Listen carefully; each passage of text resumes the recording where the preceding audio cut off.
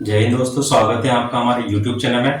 जैसा कि इससे पहले वीडियो में मैं आपको बता चुका हूं कि भारतीय संविधान का भाग 1 और उसके तहत आने वाले अनुच्छेद 1 से 4 के बारे में पूरा विश्लेषण कर चुका हूं और वो अनुच्छेद एक-एक करके मैं आपको बता चुका हूं कि भारत और उसका जो संघ क्षेत्र या राज्य क्षेत्र किस प्रकार से विभाजित किया गया है और किस प्रकार से उनमें सीमा में परिवर्तन, नाम में परिवर्तन, कौन से अनुच्छेद में किया जाएगा, संशोधन की आवश्यकता कहाँ होगी और कहाँ साधारण बहुमत की आवश्यकता, ये सारी चीजें मैं आपको पहली वीडियो में बता चुका हूँ। तो आज हम जो भाग 1 है इससे संबंधित कुछ एक मुद्दे हैं और इससे संबंधित कुछ एक आयोग है। आपने देखा होगा पीसीएस में काफी बार आपने चिरैया आयोग के बारे में, धर आयोग के बारे में, फजल अली आयोग के बारे में या फिर अन्य जो आयोग होते हैं उनके बारे में देखा होगा, ऑप्शंस में आ जाते हैं। वैसे ही यूपीएससी में आपसे कहीं ना कहीं मेंस में फजल अली आयोग और राज्य पुनर्गठन अधिनियम 1956 के बारे में पूछ लिया जाता है। तो यूपीएससी का जो मेन यहाँ टॉपिक है वो राज्य पुनर्गठन अधिनियम यानी कि भाषाई प्रांत के आधार पर राज्यों का पुनर्गठन किया जाना सही था या गलत था। दूसरी चीज कि जो फजल अली आयोग है उन्होंने अपनी क्या क्या सिफारिशें दी थी, तो ये चीजें, और सीमा जैसे कि हम हस्तांतरित करते हैं यानी कि भारत एक क्या है, संप्रभु राष्ट्र है और उस संप्रभु राष्ट्र के पास ये अधिकार होता है कि वो किस प्रकार से अपने देश की सीमा का हस्तांतरण कर सकता है या सीमा में परिवर्तन कर सकता है या सीमा को कहीं ना कहीं दूसरे के साथ क्या कर सकता है, आपस में बंटवारे के रूप में, या कह सकते हैं कि सीमा का आदान प्रदान कर सकता है यानी कि क्षेत्र का जो सीमा क्षेत्र होता है। तो इनसे संबंधित कुछ एक मुद्दे हम अगर देखते हैं स्वतंत्रता के बाद से ही उठने लगे थे। जैसे कि हम पहले मुद्दे के बारे में पढ़ेंगे तो पहला मुद्दा हमारा संघ था, बेरुवाड़ी वर्सेस संघ। ये मुद्दा आया था 1960 में।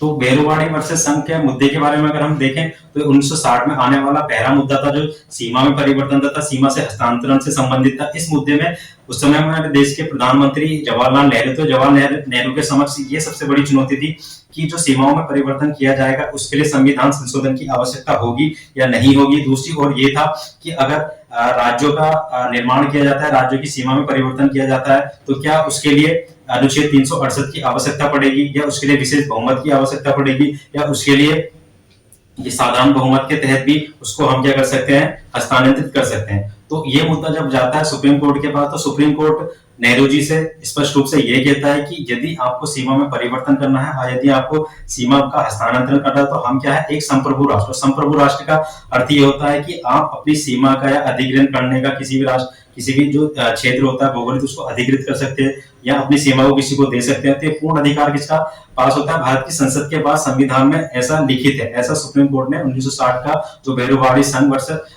वर्सेस भारत संघ था इस मुद्दे में कहा। तो इसमें ना तो आप संविधान संशोधन के माध्यम से यानी कि 368 जो अनुच्छेद है इसके माध्यम से संविधान संशोधन करने की आवश्यकता नहीं पड़ेगी। साधारण बहुमत के माध्यम से आप सीमा को हस्तांतरित कर सकते हो और सीमा का आदान प्रदान कर सकते हो। तो ये अधिकार कार्यपालिका के पास होता है और कार्यपालिका क्या है, इसको सामान्य रूप से कर सकती है। तो ये सुप्रीम कोर्ट ने बेरुवाड़ी वर्सेस भारत संघ के जो मामला था उसमें अपना निर्णय दिया। तो बेरुवाड़ी संघ का जो मेन मुद्दा था वो ये था नेहरू जी का कि जो सीमाओं में परिवर्तन किया जाएगा तो उसके लिए संविधान संशोधन की आवश्यकता होगी या नहीं। अनुच्छेद 3 के माध्यम, अनुच्छेद 3 और अनुच्छेद 2 में जो परिवर्तन किया जाएगा उसके लिए साधारण बहुमत से भी मतलब साधारण बहुमत के आधार पर कार्यपालिका उसमें परिवर्तन कर सकती है या नहीं। ये 3-4% बने हुए थे तो इनका सुप्रीम कोर्ट ने अपना आंसर दिया था कि संविधान की संशोधन की आवश्यकता नहीं पड़ेगी और साधारण बहुमत के लिए साधारण बहुमत के माध्यम से सीमाओं में परिवर्तन हस्तांतरित कर सकते हैं क्योंकि क्या है, हम एक संप्रभु राष्ट्र हैं। तो ये सुप्रीम कोर्ट ने अपना निर्णय दिया था।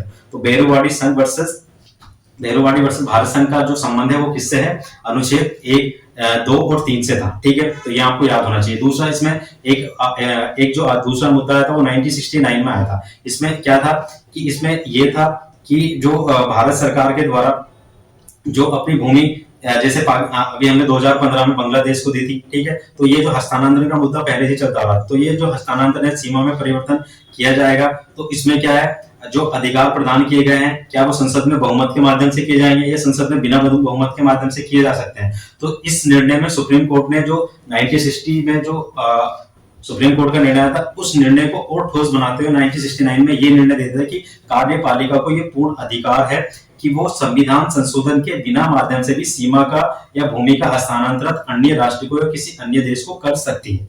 तो 69 में 2 आया था ये मुद्दा। तो हमारे पास 2 मुद्दे हो चुके हैं इस समय पे, ठीक है। तो एक बेरुवाड़ी वर्सेस भारत संघ और दूसरा क्या है जो 1969 में हमारे पास मुद्दा आया था, ठीक है। तो दो हमारे पास मुद्दे आए, तो आपको अब स्पष्ट हो जाना चाहिए कि संविधान संशोधन की आवश्यकता नहीं है।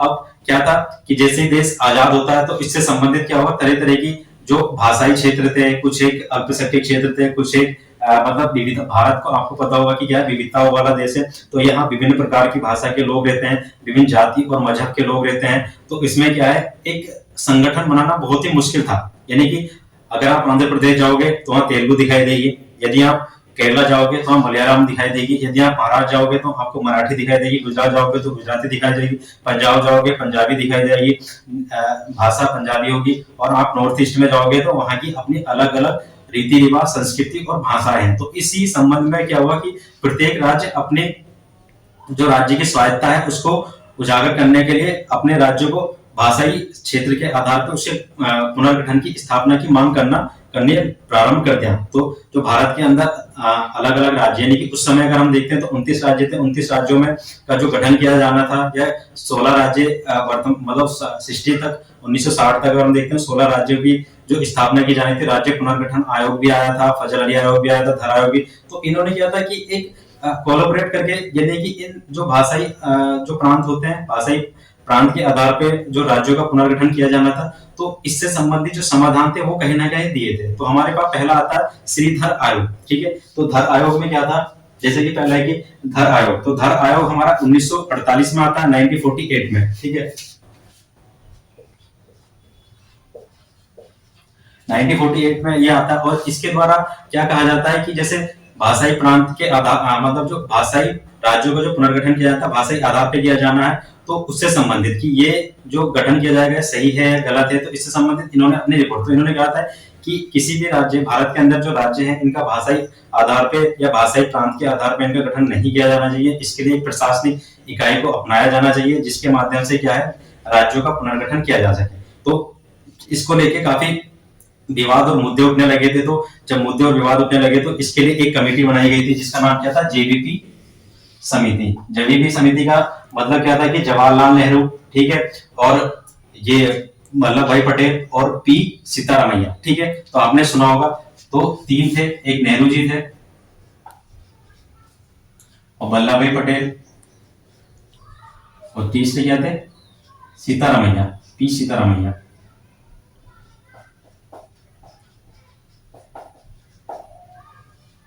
पट्टाभी सीतारामैया कह सकते हैं आप इनको, ठीक है। तो पट्टाभी सीतारामैया, तो ये क्या था, जेबीपी समिति। तो इन्होंने ये जो भाषाई प्रांत के पुनर्गठन से संबंधित जो मुद्दे और विवाद चल रहे थे, इसके समाधान के लिए 1948 में इस समिति का गठन किया गया था। 1949 में 1949 में इसने अपनी रिपोर्ट दी और इसने माना कि भाषाई प्रांत का जो गठन किया जाएगा या राज्यों का जो भाषा के आधार पर पुनर्गठन किया जाना चाहिए, वो क्या है, सही नहीं है। तो औपचारिक रूप से इस समिति ने भाषाई प्रांतों के आधार पर राज्यों के पुनर्गठन की जो मतलब सिफारिश थी, उसको क्या कर दिया, खंडित कर दिया, यानी कि उसको अस्वीकार कर दिया, जिसके माध्यम से इस समिति ने जो राज्य होगा उनका गठन किया होगा अलग अलग आधारों पर किया। तो इसने अपनी कुछ रिकमेंडेशन ज्यादा नहीं दी थी, बस इसने जो धर आयोग थी तो इसको औपचारिक रूप से अस्वीकार कर दिया था। इतना हमें एग्जाम के हिसाब से देखना। दूसरा हमारे पास आता है फजल अली आयोग। फजल अली आयोग तो हम देखेंगे 1953 में, जैसे कि आंध्र प्रदेश में जो आंध्र प्रदेश और मद्रास उस टाइम पे क्या पूरी एक प्रेसिडेंसी हुआ करती थी, ठीक है। तो मद्रास प्रेसिडेंसी में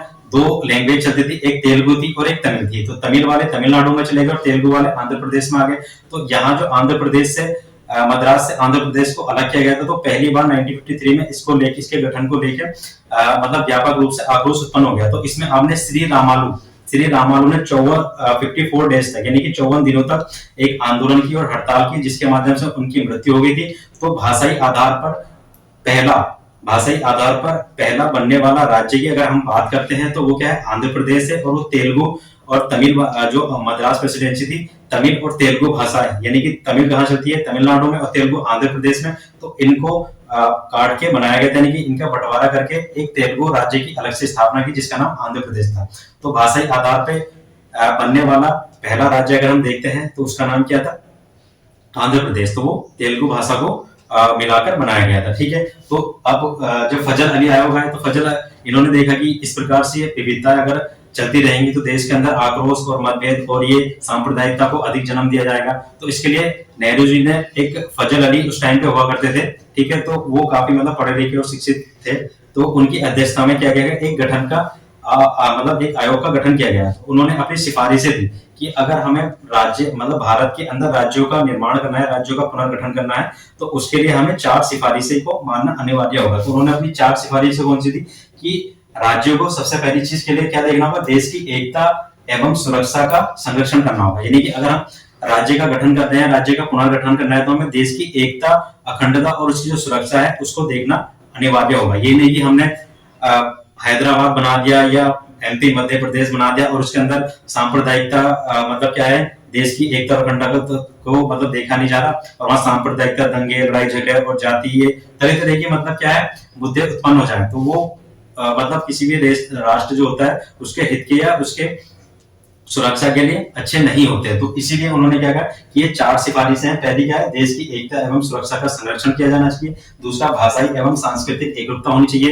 यानी कि भाषाई और सांस्कृतिक एकरूपता कहने का मतलब है, अगर किसी राज्य के अंदर मान लिया आंध्र प्रदेश में तेलुगु अगर चलती है, तो वहां सभी भाषाओं को क्या देनी चाहिए, तवज्जो देनी चाहिए, उनकी संस्कृति का संरक्षण किया जाना चाहिए। यानी कि एक ही राज्य के लोगों की एक ही भाषा के, एक राज्य में एक ही भाषा के लोगों की मोनोपोली होनी चाहिए और वो अपनी भाषा के आधार पे अपना गठन करते जाएं। तो इससे क्या होगा, जो अन्य अल्पसंख्यक होगा उनके हितों का और अधिकारों का कहीं ना कहीं उल्लंघन होगा। तो ये उन्होंने बोल दिया। तो क्या बोला, भाषा एवं सांस्कृतिक एकरूपता होनी चाहिए, यानी कि एक यूनिटी होनी चाहिए उस राज्य के अंदर। तो तीसरा उन्होंने क्या कि द्वितीय आर्थिक एवं प्रशासनिक तर्क, ठीक है।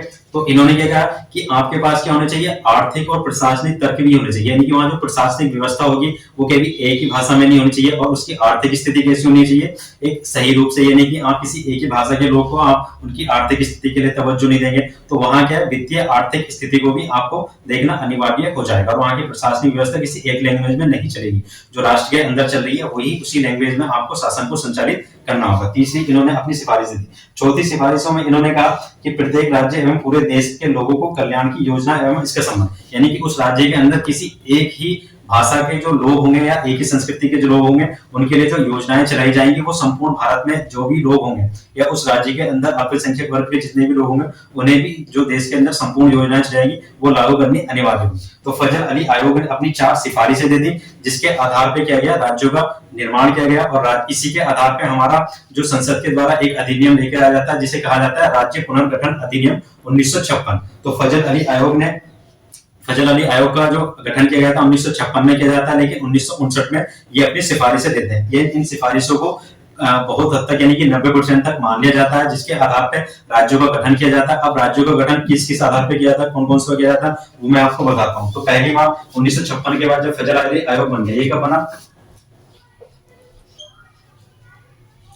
तो 55 में था, लेकिन 56 में इसको बोल देते हैं, ठीक है।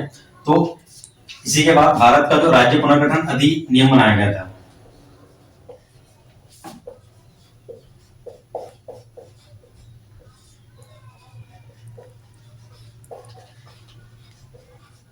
राज्य पुनर्गठन अधिनियम 1956। तो इस अधिनियम के माध्यम से जो राज्यों का पुनर्गठन किया जाना था वो कहीं ना कहीं क्या हुआ, लागू किया गया, और ये फजल अली आयोग की 90% सिफारिशें मान ली गई। कौन कौन से थे, जैसे कि नए 1956 के बाद बनाए गए नए राज्य कौन कौन से थे, तो हम देखेंगे महाराष्ट्र एवं गुजरात। तो बम्बई प्रेसिडेंसी हुआ करती थी, तो बम्बई प्रेसिडेंसी को 2 भाषा यानी कि मराठी और गुजराती के आधार पर उनको अलग कर दिया गया, और 1960 में 2 नए राज्य बने जिसका नाम महाराष्ट्र और गुजरात बनाया गया। तो महाराष्ट्र ये जो पूरा एरिया हुआ करता था उस टाइम पे मतलब क्या था, अंग्रेजों के अधीन था, ठीक है। तो उससे हमारे 2 राज्यों का निर्माण कर लिया गया था। दूसरा हमारे पास आता दादरा एवं नागर हवेली। इसका निर्माण कब किया गया, 1961 में किया गया। तो आपको याद रखना है कि महाराष्ट्र का निर्माण कब हुआ, दादरा नागर का कब हुआ, और गोवा एवं दमनदीप का कब हुआ, तो ये भी 1961 में ही था, ठीक है। और पौंडुचेरी को अगर हम देखते हैं तो 1962 में है, ठीक है। तो इस तरीके से हम देख सकते हैं कि जो निर्माण किया जा रहा है किन किन राज्यों का। तो यहाँ जो शासन किया था उस टाइम पे पुर्तगाली का था।